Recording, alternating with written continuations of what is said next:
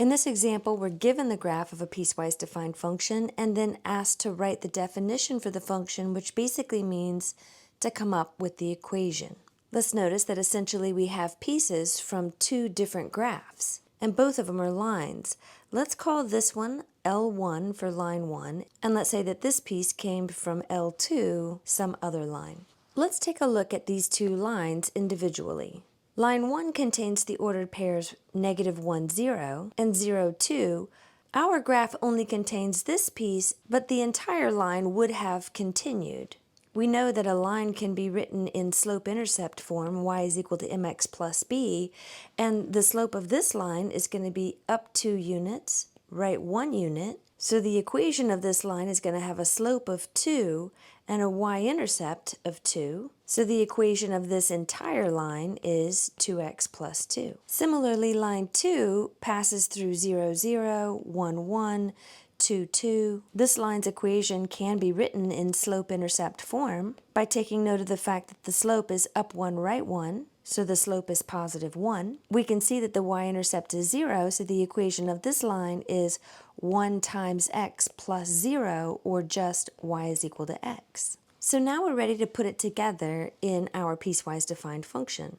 Now these are the two equations of the complete entire lines. A piecewise defined function is going to use functional notation, and we're going to open up a bracket here to allow space for each of the pieces. The first row is going to contain the equation for line 1, and the second row is going to contain the equation for line 2. Then each of these are going to have some sort of a criteria that points to the section of the line that we're actually using. Let's also remember that f of x is the same thing as y. So our y equals has already been written, and the line equations need only be the right-hand side of this equation, so we'll say 2x plus 2, and then we need to say what portion of this line are we using in our graph.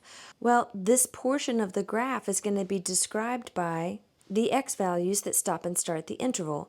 It starts at x is equal to -1 and stops at x is equal to 0. So we'll say line 1 is used from the x value starting at -1 and going up to the x value 0. We do include -1 and 0 because on the graph we have closed circles at those endpoints, meaning that -1 and 0 are included in this portion of line 1. Now for line 2, remember, we already have the y equals portion over here, so we just need the right-hand side of this equation, which is just going to be x. So this says y is equal to x, and now we need to identify the portion of this line that we're using because we're not using the whole thing.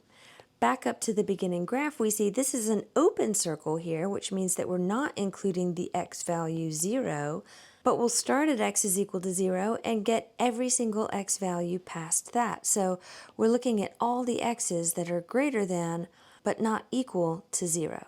So this is the answer to part A. Now to answer part B, which says to state the domain of this piecewise defined function, we can either look at the equation or the graph. I'm going to use the graph first because it's clear that we start at the x value -1. We're going to get every single x value up to the x value 0 from line 1.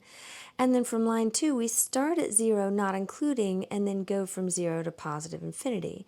So essentially, we're starting at the x value -1 and including it, and then we go all the way through to x is equal to positive infinity. There is an interruption at x is equal to 0, but we do get that element in the domain, and so the domain is just going to go straight through that and extend all the way out to positive infinity. We could also look at these criteria to determine the domain, and we can see that the domain starts at -1, goes to 0 and includes 0, and then gets everything bigger than 0 from the second line. And this is the final answer for part B.